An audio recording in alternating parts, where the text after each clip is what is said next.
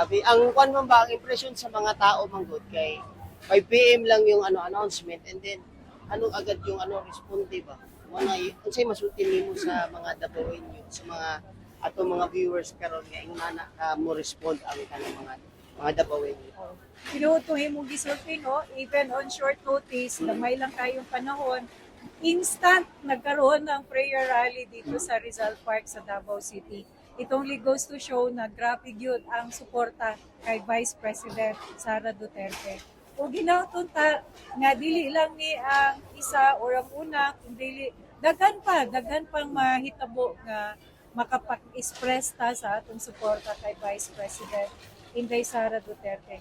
Langlabing tinuod, grabe na gyud, abusado kaayo ang administrasyon karon. Wala na gihilang nga balaod. Grabe, tanan na pwede nilang ilang buhaton with total disregard of the law. Naliman ka si Attorney Lopez is not a convicted criminal, pero nahimo nila ang ilang gusto. Na lawyer pa, ma'am.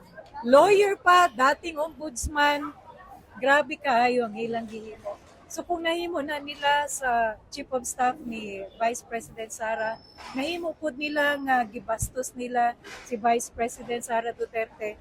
He is the second highest person elected into office. Pero kung itratuhin sila doon sa House of Representatives, sobrang bastos. Hindi iginalang. Palagay na natin, ayaw nila kay Sara or kay Bongbong talaga sila. Pero you have to respect the office. You have to respect the 30 million votes that was given to Vice President Sara by the Filipino people. Mga walang hiya talaga, mga bastos. Sana marami pang mangyari sa mga susunod na araw, bigyan natin ng mahigpit na suporta si Vice President Sara Duterte. Maraming salamat po.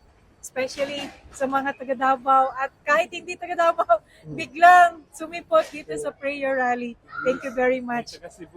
Yes. All over. Talagang nung nalaman nila na magkaroon ng prayer rally, kahit instant, kahit short notice, talagang nakarating dito sa Rizal Park. Maraming salamat po. At syempre sa mga musikeros na vloggers din, thank you very much. Alam ko maraming nanonood at sumusumaybay sa inyo. Maraming salamat po.